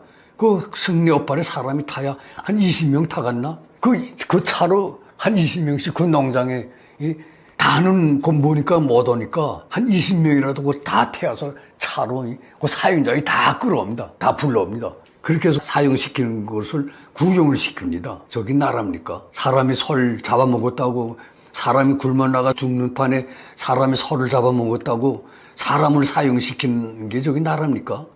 북한의 인민들이야. 저거 짐승만도 못한 나라 인민들이지요. 정말 노예들입니다. 그러나 이 대한민국은 또 짐승을 얼마나 사랑하고 또 짐승 보호법이 또 있고 참이 저 북한은 난 저거 세상에 독재 국가들도 많은데 저 북한 같은 독재 나라는 없는 것 같습니다. 정말 세계 최악의 독재 국가입니다. 참이 난 지금도 생각하게 되면 이 북한 친구들이 좀 많습니다. 맹산에도 있고 대흥단에도 있고 북창, 독천에도 있고 평성에도 있고 평양에도 있고 제 아는 친구들이 많은데 그 친구들을 진짜 한 번이 만나거나 친구들이 내 이 방송을 듣는다면 너희도 빨리 오라. 소가 살지 말고 너희처럼 살지 말고 진짜 이 대한민국은 천국이다. 진짜 세상에서 제일 행복한 나라는 대한민국이다. 너희도 빨리 오라고 호소하고 싶습니다. 정말 저 북한은 지금 막 북한을 생각하게 되면 막 치가 떨립니다. 제가 57년을 살고 내 고향이 북한이지만은 막 치가 떨립니다. 저 북한을 생각하기는 북한 인민들을 생각하면은 저거 너희들 저 불쌍하고 정부를 생각하게 되면 치가 떨립니다. 치가. 탈북한 지 15년이 지나셨는데도 여전히 대한민국에 있는 것이 행복하다고 느껴지고 북한을 생각하면 치가 떨리시나요? 날이 가면 갈수록 더 대한민국의 고마움과 감사함이 더 높아지고 행복한 감이 더 높아집니다. 떨어지는 게 아닙니다. 대한민국의 그 국지감을 더 높아지고 북한의 저 빨리 멸망하기를 바라는 마음은 더 높아집니다. 지금도 아직도 어떤 생각이 드는가? 아직도 저거 북한 고향 생각을 많이 하게 됩니다. 북한에 가고 생각도 있고 저렇게 북한에서 천대받고 굶주리고 멸시받았지만은 북한에 대한 그림은 점점 날이 갈수록 더 높아집니다. 가고 싶고 친구들 보고 싶고 지금 친구들 죽지 않고 어떻게 사는지 알고도 싶고 북한에 대한 생각을 할 때면은 그리고 내가 북한에서 천대받고 억압받고 천대받던 그 멸시받던 그때를 생각하게 되면은 눈물이 납니다. 그리고 또 그리움, 북한에 가고픈 생각에 친구들 그리움에 눈물이 나고 그렇습니다. 그러나 나는 북한 정부는 분노가 솟구칩니다. 그러나 북한의 인민들을 생각하고 너희들을 생각할 때면 눈물이 납니다. 나는 세상에 저는 북한에서 행복이라는 걸 몰랐습니다. 북한 전체가 노예입니다. 근데 노예가 두 가지 노예가 있습니다. 하나의 노예는 성분 토대가 좋은 김일성이나 김정일이한테 사랑받는 노예. 이 사랑받는 노예가 있고 나같이 성분 토대가 나쁜 사람들은 개천대와 멸시를 받는 천대를 받는 노예. 사랑받는 노예와 천대를 받는 노예. 이 두 가지 노예가 있습니다. 이 성분 토대를 가지고 전원이 북한에서 진짜 천대받는 멸시와 천대만 받고 자란 그 노예입니다. 그런데도 이렇게 북한에서 그렇게 천대받고 살아서도 아직도 북한에 가고픈 생각은 간절합니다. 그래서 저는 지금 생각하게 되면 내 북한에서 정말 많이 울었습니다. 너무 억울하고 해볼 데가 없어서 그 천대 속에 멸시 속에 억압 속에 정말 거의 모든 주인공을 다 씌워서 그 어디에 해볼 데가 있고 상수할 때가 있습니까? 그게 너무 분통하게 해서 눈물을 흘릴 때가 많았는데 그런데 대한민국에 와서는 또 너무 감사하고 행복하고 고마워서 눈물이 나옵니다. 나는 지금 생각하게 되면 대한민국의 국민들과 정부가 우리 탈북민들을 받아주지 않았으면 우리 탈북민들이 어떻게 살겠는가 이것을 생각하게 됩니다. 대한민국 정부와 대한민국 국민들이 우리를 받아주지 않았으면 우리는 북한을 탈출한 탈북민들은 모두가 중국 땅에서 다른 나라 해외에서 집이 없고 국적이 없고 나라가 없고 가정이 없이 숨어 사는 진짜 세계 국제적인 노숙자, 북한을 말하면 세계 국제 꽃제비가 되수시라고 생각됩니다. 그러나 대한민국 국민들이 정부가 우리를 탈북민들을 따뜻히 안아주고 받아주었기 때문에 정말 우리가 지금 이게 행복한 생활을 하고 있지 않습니까? 이것이 정말 감사하고 고마워서 눈물을 흘립니다. 정말 행복해서 눈물을 저절로 나옵니다. 그래서 나는 눈물의 종류가 이렇게 많은 줄은 몰랐습니다. 나는 슬퍼서 북한에서는 울어봤지만은 이렇게 행복해서 또 행복하면은 웃음이 나올 줄 알았는데 행복하면은 이렇게 눈물이 나오리라고는 생각을 못 해봤습니다. 사람이 행복을 느끼니까 행복할 때도 눈물이 나온다는 게 대한민국에 와서 알게 되었습니다. 그런데 1950년도에 내려온 실향민들 그분들을 생각해 보면은 그 실향민들은 얼마나 기나긴 세월을 가슴 아프게 눈물을 흘리며 살았을까 하는 생각이 듭니다. 그분들은 지금 최소 70년, 80년 그 통일을 기다리고 북한의 부모 형제를 기다리고 고향을 그리며 한 생을 고향 생각, 부모 생각, 형제 생각, 친구들 생각하면서 지금 한 생을 이렇게 살지 않았습니까? 그분들이야 오죽했겠습니까? 실향민들 그분들에 비하면요 저는 정말이 이 그리움의 북한에 대한 생각이 얼마 짧았지요. 내가 그 오도청에 나가보면은 맹산군에 50년대에 내려오신 분들이 최고 나이가 94세가 있습니다. 90세. 85세 이렇게 된 분들은 그저 아직도 그분들을 만나면은 고향에 대해서 그럼 만날 적마다 묻습니다. 맹산의 잡바위가 어떻니? 초릉령 산이 지금 어떻지? 노랑봉이 어떻지? 맹산의 흑송림이 아직 있니? 그다음 맹산 강의 흑탁소 그 흑탁소는 물이 깊은 곳 소라고 하는데 흑탁소가 있니? 어느 국수집이 아직 살아있니? 그 80년이 된데도 아직 고향에 대한 그림을 잊지 않고 고향의 그 특이한 점들은 아직도 다 기억을 하고 계시고 있습니다. 그분들은 그저 아직도 고향에 가고픈 생각, 고향에 대한 그리움, 부모님 돌아가신 부모님들에게 이제라도 가서 술 한잔 붓고 싶다는 그 심정뿐입니다. 그분들은 진짜 대한민국에 와서 행복한 생활을 하지만은 고향에 대한 그리움, 친구에 대한 그리움, 형제에 대한 그리움, 부모님에 대한 그리움, 그 눈물 속에 살고 있더란 말입니다. 그분들을 참 생각하면은 저도 빨리 통일이 됐으면 좋겠습니다. 하루빨리 통일이 돼서 저렇게 천대받고 못 살았지만은 고향에 가서 고향 땅 산천도 보고 고향 땅도 밟아보고 친구들도 만나보고 좀 한번 그럴 날이 꼭 하루빨리 왔으면 좋겠습니다. 북한의 아오지는 그냥 북한 일반 지역이나 마찬가지입니다. 여기서 한국에서 인지하는 것처럼 가장 북한에서 어렵고 가장 낙후되었으며 그리고 가장 인권이 유린당하는 뭐 그런 탄광만 줄비한 이런 지역으로 알고 계시는데요. 탄광이 있는 거 맞죠? 그리고 인권 유린도 있는 거 맞고요. 그런데 그런 지역이 아오지만 있는 건 아닙니다. 북한 전역에. 북한 전역은 어디나 그렇고요. 그리고 아오지 주변에도 아오지뿐만 아니라 샛별, 온성, 해령 그 주변이 다 아오지 같은 곳이었어요. 예, 그래서 막 특별히 아오지만 이렇게 하실 줄은 저는 한국에 와서 처음 알았어요. 그래서 평양보다 아오지가 더 유명하다는 사실에 저도 놀랐거든요. 이게 왜 더 유명해야 되지? 그리고 실제로 북한에서 오신 분들한테 아오지 아냐고 물어보세요. 몰라요. 그러면서 저 아오지에서 태어났다고 얘기하면은 그 아오지란 지명 거짓말로 지어낸 것 아니냐고. 북한 사람들도 그런다니까요. 그러면은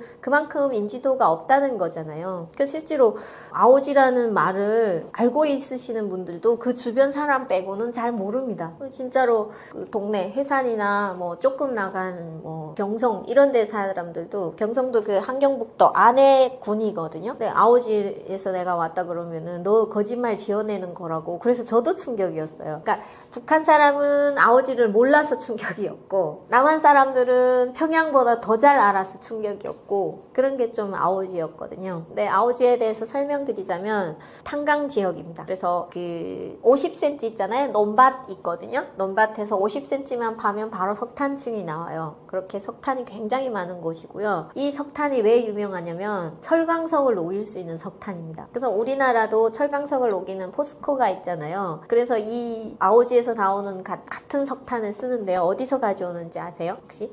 호주에서 가져옵니다. 호주에. 그러니까 호주에서 가져오려면 얼마나 물류 비용이 많이 들겠습니까? 근데 북한에 아오지에 있는데 바로 가져오면 엄청 좋을 거잖아요. 그러면 아오지 석탄 다 어디로 가느냐? 중국이나 러시아에 수출합니다. 그런 것이거든요. 그래서 그 아오지는 해방 이후, 그러니까 8.15 해방 이후에는요, 그 정치범 수용소가 있었습니다. 거기에.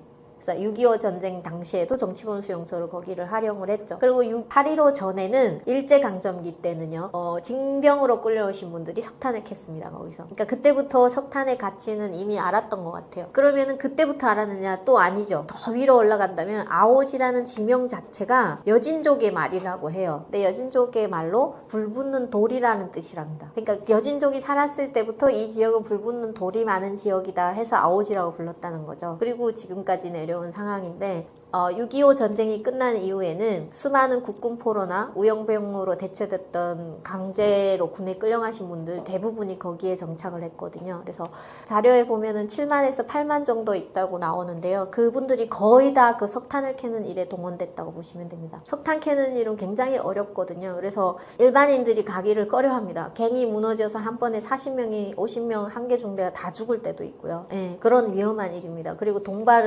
동발공이라고 해서 그 석탄이 들어갈 때 먼저 갱을 이렇게 굴을 뚫는 일이 있거든요. 그런 일을 하다 폭파돼서 시신조차 건지지 못하는 것도 많고요. 그러니까 뭐 하루에도 시신이 뭐 한두 구가 아닐 정도로 나올 정도로 매일 죽는 사람이 나오는 게 사실 그런 탄광 일이거든요. 그러니까 일반인이 가기 싫어하죠. 그러니까 국군 포로나 강제 우용병으로 끌려오신 분들을 거기다 다 넣은 겁니다. 그때 당시 7만이면 어마어마한 인력이잖아요. 그러니까 국군 포로나 우용병들을 교환을 안 시킨 거죠. 아예. 네. 원래는 교환해야 됩니다. 그 전쟁 포로기 때문에. 그랬는데 이승만 정부 때 북한 포로들 있지 않습니까? 그 거제 수용소에 있던 북한 포로들을 풀어주게 됩니다. 그래서 원래는 막교환을 해야 되는데 인원이 없었기 때문에 막교환을 할 수 있는 사람이 없었다고 하고요. 역사적으로. 그래서 그 7, 8만이 모두 그쪽에 남아서 석탄 캐는 일을 하게 되었고 저희 할아버지도 외할아버지는 서울시 인사동 종로구 인사동 출신이셨고요. 친할아버지는 경북 영양 출신이셨어요. 그래서 앞집은 뭐 제주도 할아버지, 뒷집은 무슨 전라도 할아버지 이렇게 다 살았어요. 그 지역 자체가. 그래서 그 지역 토박이 말은 거의 안 썼고요. 저희 할아버지도 이랬어요 저랬어요 라는 말을 썼거든요. 이놈이 계집애 이렇게 하면 안 돼요. 밥은 먹었어요? 이런 식으로 그 요를 다 붙여서 얘기를 하셨어요, 할아버지가. 그리고 지금 생각하면 친할아버지도 경상도 말을 하셨던 것 같고, 네 이랬나 저랬나 밥 먹었나 이런 거 있잖아요. 그렇게 하셨거든요. 그러니까 그렇게 오랫동안 거기서 일하시다가 돌아가셨고, 그게 아오지 지역이라고 보시면 됩니다. 근데 샛별, 온성, 뭐 해령 여기는 다 국경을 끼고 있거든요. 그래서 국경 지역보다 조금 안쪽인 은덕이라고 하는 그 아오지는 국경이 없었습니다. 그래서 국경 지역이 아닌 곳에 남한 출신자들을 모아놓은 의미도 있다고 해요. 왜냐면은 국경 쪽에다 배치하면 도망가잖아요. 네, 그래서 거기를 그렇게 했다고 하고요. 그리고 그 지역 전체가 다 위수구역이었습니다. 위수구역이 뭐냐면은 이렇게 허가 없이 들어오지 못하는 구역이거든요. 그리고 그 안에 있는 사람도 허가 없이 밖으로 나갈 수 없는 지역이었고요. 근데 아오지만 그랬냐? 또 그렇지 않습니다. 뭐 샛별, 온성 그 지역 다 그렇거든요. 국경 지역 자체가 그 함부로 들어갈 수 없는 지역인데다가 북한 아시죠? 뭐 어디 갈 때 다 국가의 허가를 받고 다니잖아요. 그러니까 비자 의미나 마찬가지입니다. 어디 가겠다고 신청을 하면 국가에서 너 가도 된다 이렇게 도장을 찍어줘야 갈 수 있거든요. 그 여행 증명서라는 걸 발급받아서 이렇게 다니는 구조기 때문에 그래서 아오지도 그런 지역으로 인지를 했던 것 같고, 근데 남한에 굳이 아오지만 소문이 난 이유를 지금은 알 것 같아요, 제가. 왜냐면 아오지 지역에 있는 국군 포로나 의용병 분들이 한국하고 연락을 하셨던 것 같아요. 그래서 유일하게 아오지만 이렇게 다 알려진 거잖아요. 그러니까 그쪽에 있으신 분들이 너무너무 이쪽에 그리움이 계셔가지고 어디 있냐 하면은 다 아오지다 이렇게 말하면서 남한에 아마 아름아름 퍼졌다 이렇게 생각하고 있습니다. 그래서 특별히 그 지역에 계신 분들 중에는 그 국군 장교 출신들도 많으셨다고 해요. 그러니까 그런 분들이 오고 싶으셔서 연락을 하셨겠죠. 어떤 휴민트나 이런 것들을 통해서. 그래서 그런 것들 때문에 아오지가 더 많이 한국의 기억이 된 게 아닌가 저는 그렇게 생각하고 있습니다.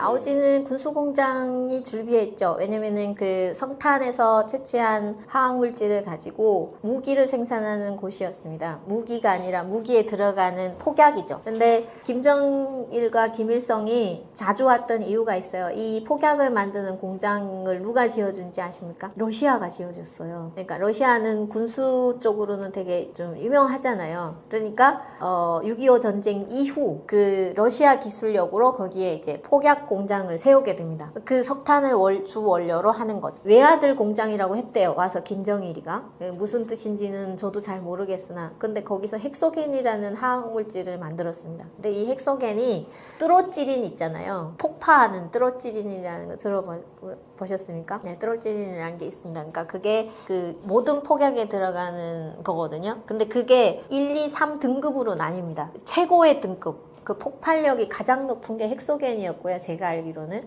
그리고 거기서 분량이 나오잖아요. 그러면 그 뚜로찌린이라는 걸로 해서 그 뭐 갱을 폭파한다든지 석탄을 캐는데 폭약을 쓰거든요. 거기에 썼어요. 그러니까 질이 낮을수록 민간이 쓰고 높을수록은 아예 국가가 가져가서 없었거든요. 그 공장이 1월 22일, 7월 7일, 뭐 이런 식으로 그 아오지 지역에 전부 다 있었고요. 그러니까 거기에 근무하시는 분들과 석탄을 캐는 탄광에 근무하시는 분들 이렇게 해서 아오지 지역이 10만 이상의 군 인구를 보유한 꽤 큰 군이었습니다. 근데 고난의 행군 끝난 다음에 반으로 줄었다고 하더라고요. 그만큼 굉장히 어려운 시기를 거쳤던 것 같고요. 군수공장에서는 또 어떤 일이 있었는지 살짝 말씀을 드린다면 탄광에서 있은 일들은 짐작을 가셔서 아시겠지만 군수품 공장에 대해서는 제가 타 채널에서도 말씀은 안 드렸었어요. 근데 여기서 말씀드린다면 어떤 게 있냐면요. 그 유산이나 아류산을 씁니다. 그 산 종류 아시죠? 황산 뭐 이런 산이거든요. 류산, 아류산 이런 것들을 통해서 가공을 하는데 이 그 유산은 굉장히 그 강력한 성분이잖아요. 화학 성분이어서 이 철도 녹이거든요. 그래서 그 유산이 지나가는 배관은 엄청 좋은 철로 해야 돼요. 그 산에 녹지 않는 철. 근데 그게 오랜 시간이 돼가지고 그 기능을 못하게 되죠. 그래서 그 그 공장 직원들이 밑을 지나가는데 그 유산 배관이 터진 겁니다. 거기 유산에 돼가지고 죽는 사람들도 많고요. 그리고 그 포르말린 공장을 만드는 데서는 이 화학물질을 보호장구 하나 없이 여자들이 사용을 하거든요. 그래서 그 공장에 일하시는 분들은 대부분 다 불임이었습니다. 그리고 일찍 죽었거든요. 제가 볼 때는 아마 그 방사성 물질 때문에 암이 걸렸을 가능성도 있고요. 그러니까 그러니까 그런 게 다 거기에 있습니다. 그러니까 그런 화학 공장 그리고 뭐 탄광 이런 것들 때문에 되게 거기서 나오시는 분들은 다 수명이 짧다고 보시면 돼요. 그래서 그 동네에 있으신 분들은 60세 사시면 오래 사셨다고 하실 정도로 다 일찍 돌아가시고 그랬었습니다. 아무래도 한국 물품이 가장 최고로 가장 인기 있죠. 주로 어떤 거냐면 옷. 그 옷이라게 되면은 잘 이해를 못 하실 텐데 저희가 여기서 옷을 버리잖아요. 우류수거함에 버리잖아요. 그럼 그 우류수거함의 옷들이 북한으로 들어오는 경우가 있어요. 어떤 경로를 통해서. 그러면 들어올 때 이게 라벨을 다 잘라서 들어오거든요. 한국 글자가 있는 거면 안 됩니다. 그래서 그렇게 들어오는데 그거를 아랫동네 물건이라고 얘기를 해요. 은어로. 근데 그런 거 찾죠. 옷 있느냐. 그래서 저 어떤 거 입었냐면요. 한국에 오기 전에 그 70년대 세라복 있잖아요. 세라복 같은 거. 그거를 학교 교복인데 버린 것 같더라고요. 그것도 저도 사 입었거든요. 꽤 비싸게 주고 사 입었는데 어떤 기억이 나냐면 이게 천 재질이 얼마나 좋은지 비가 오잖아요. 그럼 빗물이 또르르 굴러내려요. 나 그런 천 처음 봤다니까요. 그러니까 지금 생각하면 그게 무슨 천 재질인지 모르겠는데 어쨌든 그랬거든요. 그리고 때도 잘 안 타고 이렇게 깃이 이렇게 있는 거였는데 세라복 있잖아요. 여기 줄이 2줄 있었거든요. 검정색 줄. 근데 그 박음질이나 그런 게 너무 튼튼했고, 그러니까 남한 거는 딱 보면 알았어요. 그 중국 거하고 박음질 자체가 다르거든요. 그래서 그거 하나만으로도 막 남조선에 대한 이미지가 어마어마한 거죠. 다른 건 보지도 않아요. 근데 지금 나오는 애들은 물어보니까 말하는 밥솥까지 들어갔대요. 그래서 말을 해서 너무 놀랬다고. 그런 얘기도 하시는 거 봐서는 정말 많이 들어간 것 같아요. 그리고 한때 그 소문으로 들었는데 평양에 뭐 고위층 간부 만화님들이 굉장히 좋아하는 샴푸가 있대요. 그러니까 저도 이게 궁금하잖아요. 어떤 샴푸인데? 그래 나도 좀 써보게. 엘라스틴 있잖아요. 네, 엘라스틴 쓴다고 하더라고요. 그 샴푸를. 그래서 속으로 그랬죠. 우리나라 것도 좋긴 하지만 대부분 막 프랑스산이나 뭐 이탈리아산 이런 거 막 쓰잖아요. 그 한국에서는 좋은 거 사 쓴다고. 근데 어쨌든 엘라스틴은 마트 아무데나 가면 다 살 수 있는 뭐 중저가의 상품인데 그런 것들을 북한에 있는 고위층들이 굉장히 고급 상품으로 쓴다는 거에 대해서 좀 예전에는 생각지도 못했는데 내가 니네보다는 잘 사는구나 좀 자뻑했던 순간이 있었던 것 같습니다. 한국에 대한 건 글을 제일 좋고요. 한국 이야기 중에는 정치적인 이야기는 전혀 안 나옵니다. 그리고 궁금해서 물어보시는 분들이 계셨거든요. 연평해전 같은 얘기라든지 그리고 판문점 도끼 사건 이후에 있은 뭐 남북 간의 대결이라든지 이런 거 있잖아요. 근데 그런 거 대부분 안 나옵니다. 그래서 나는 연평해전에 대해서 한국 오기 전엔 전혀 몰랐고요. 그리고 목함지뢰 사건 있잖아요. 최전방에서 그런 일이 있었거든요. 목함지뢰 사건이 있어서 그러니까 두 군인이 이렇게 상하는 그런 일이 있었는데 거기에 대해서도 북한은 공식적인 보도나 언론을 통해서 알리지 않습니다. 그래서 북한 주민들은 대부분 모른다고 보시면 되고요. 네, 군내에서는 알려준다고 하더라고요. 군내에서는 뭐 이런 일이 있었다 이런 식으로 내려가니까 전파가. 그래서 그 정도만 알고 있고 북한 주민들은 그런 건 전혀 모르고 그리고 뭐 당이 2개잖아요. 거대 정당이 2개잖아요. 한국이. 그리고 여러 밑에 뭐 소수 정당이 있고 근데 이런 것들도 전혀 몰랐습니다. 북한은 당이 하나니까요. 그랬는데 여기 오니까 막 당이 여러 개인 거예요. 그래서 이건 또 뭐지? 막 이렇게 받아들인 적이 있고 그리고 한국에 대한 이야기 중에는 연예인에 대한 얘기가 살짝 있었습니다. 저희 때. 누구냐면 이미자 선생님. 네, 이미자 선생님에 대한 얘기가 좀 돌았습니다. 그래서 그 노래를 굉장히 잘하시는 분인데 그런 분이 있다. 연예인 이야기가 좀 가십거리로 조금 돌고요.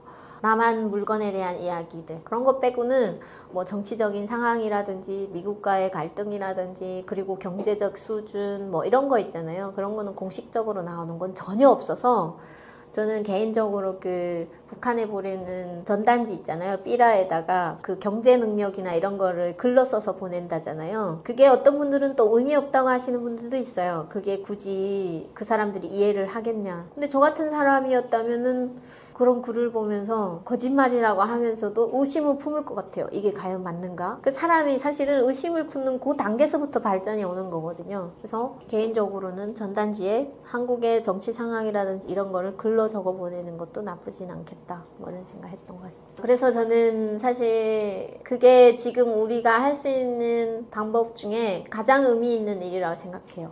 예, 그러니까 남북 간의 대화보다도 더 의미 있다고 저는 생각하고요. 탈북민들 대부분이 그렇게 생각할 거예요. 네, 왜냐면 그 전단지를 보고 탈북해온 사람들도 많거든요. 그게 우리가 지금 그 북한의 그 상충부를 흔들 수 있는 방법은 없어요, 거의. 뭐 대화로도 안 되는 거 이제 아시잖아요. 대화를 뭐 수없이 많이 해도 계속 뭐 삶은 소대가리 소리나 듣고 싫으면 그냥 뭐 남북 연락선 폭파하고 이런 거 보시면 아시잖아요. 근데 그 길을 변화시키기 위해서는 그 밑에 주민들을 공략하는 게 가장 큰 거라고 보는데, 그 전단지를 보고 한 명이 탈북했잖아요. 두 명이 탈북했잖아요. 그거는 제가 볼 때는 우리 정부가 북한의 고위 지도자들하고 10년, 20년을 해도 이룩할 수 없는 업적을 그 사람들이 쌓은 거예요. 그 무너지는 데는 그게 제일 빠른 거예요. 주민들 생각이 바뀌는 게, 그러니까 지금 북한에서 가장 강력한 저항을 한 사람들이 탈북민이거든요. 가장 큰 저항을 한 사람들입니다, 사실. 그래서 거기를 넘어온 거거든요. 그러니까 이 사람들이 그들에게 전해주는 의미는 대통령이 10번, 20번 만나도 이룩할 수 없는 거라고 저는 생각해요. 그래서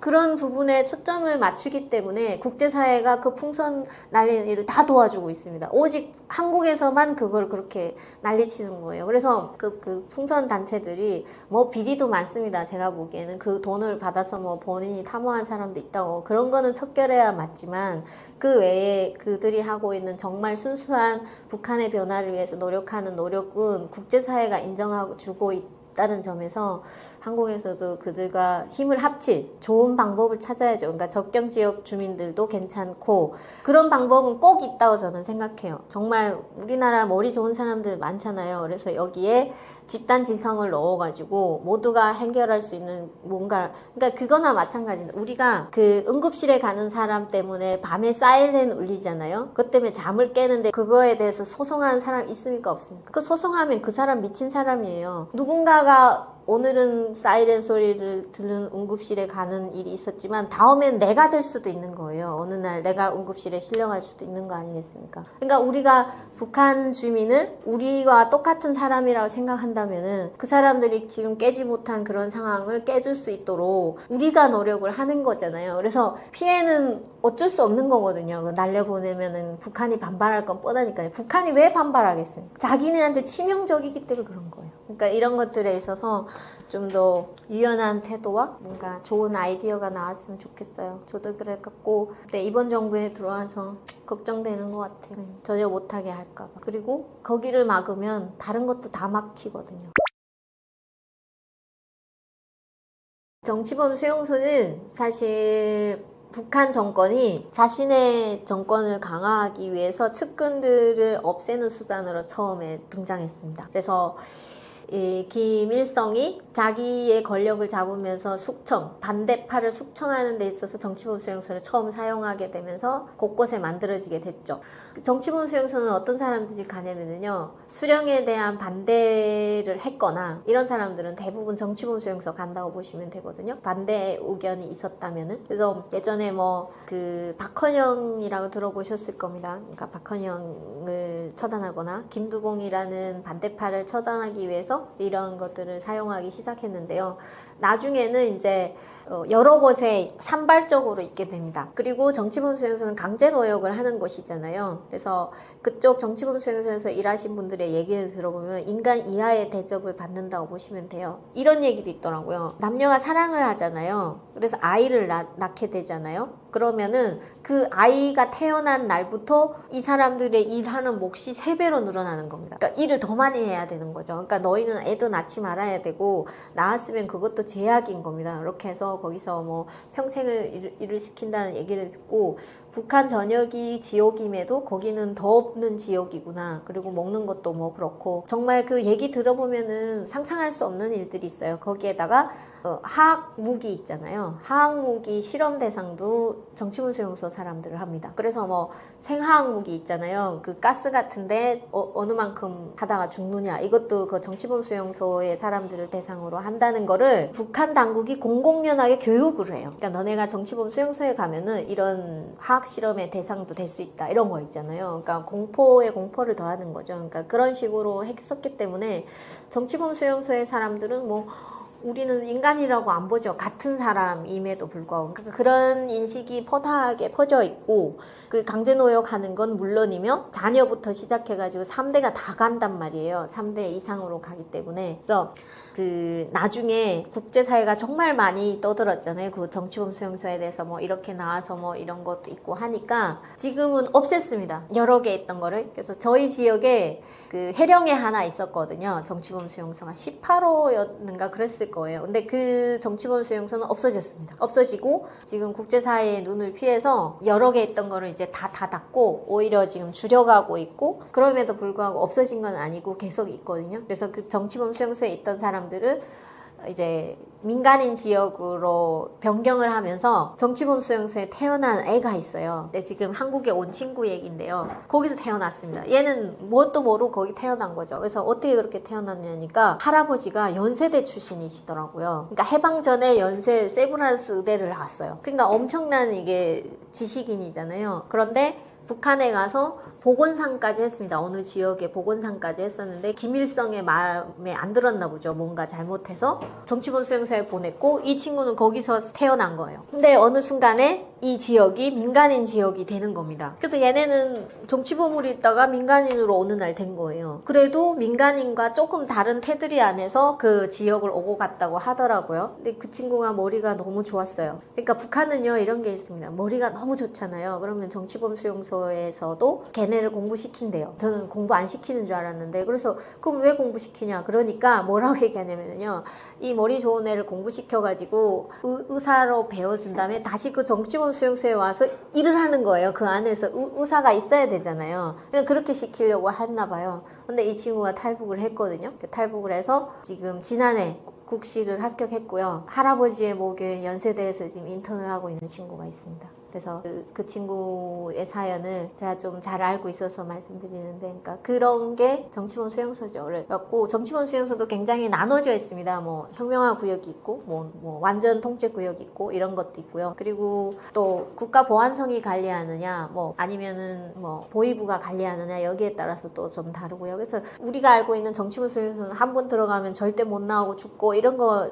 도 있고 또 다른 형태의 그런 것들도 있고 그렇더라고요. 저도 와서 지금 그런 걸 알고 있습니다. 우리 때는 뭐 정치범 수용소에 들어가면 다 죽는 줄 알았죠. 그냥 죽어야지 나오는가 보다 이렇게 생각을 했는데 그렇게 정치범 수용소는 북한 정권이 자신의 정권을 더 튼튼히 하기 위해서 북한 주민들을 강제로 수용하는 인간을 인간답게 살게 하지 않는 가장 잔인한 곳은 맞고요. 그리고 국제사회의 이런 노력들, 그러니까 어떤 얘기까지 했었냐면요. 예전에는 들어가면 막 때렸어요. 그냥 들어가면은 이런 데 들어가면 이유 없이 때렸거든요. 그래서 막 맞고 나중에 너 뭐 잘못했는지 말해라 이렇게 했는데 지금 나오는 친구들이 이러는 거예요. 자기 들어갔는데 안 때리더라는 거예요. 그래서 왜 안 때리냐 이랬더니 장군님께서 너네 같은 거 때리지 말라 했다는 거예요. 무슨 얘기냐. 국제사회가 계속 인권을 얘기하니까 그 고문 그런 거 없애야 된다고 하잖아요. 그러니까 그거가 들어간 것 같아요. 그래서 조그마한 변화가 있다는 내용을 저도 지금 전에 듣고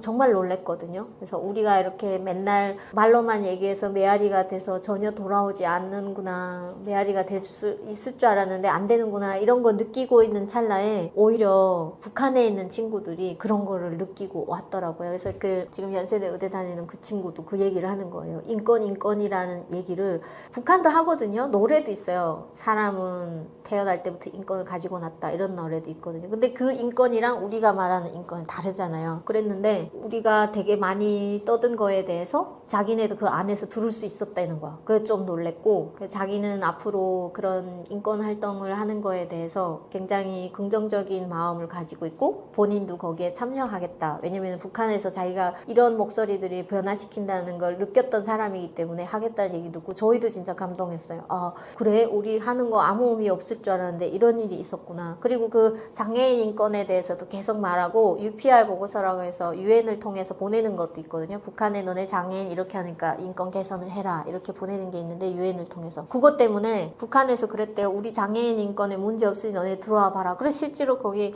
특사가 들어가 봤대요. 그러니까 이런 것들은 정말 작지만 큰 변화라고 생각을 하고 있고 그래서 그 정치범 수용소를 완전히 없애는데 가장 큰 힘을 하는 게 외부의 목소리입니다. 그래서 그런 외부의 목소리들을 더 낼 수 있는 그런 채널들이 많았으면 좋겠고, 언젠가는 정치범 수용소는 꼭 없어져야 되고, 근데 정치범 수용소가 없어지는 날이면 김정은 정권이 망하는 날이겠죠. 그러니까 그런 것들도 깊이 있게 생각해 주셨으면 감사하겠습니다.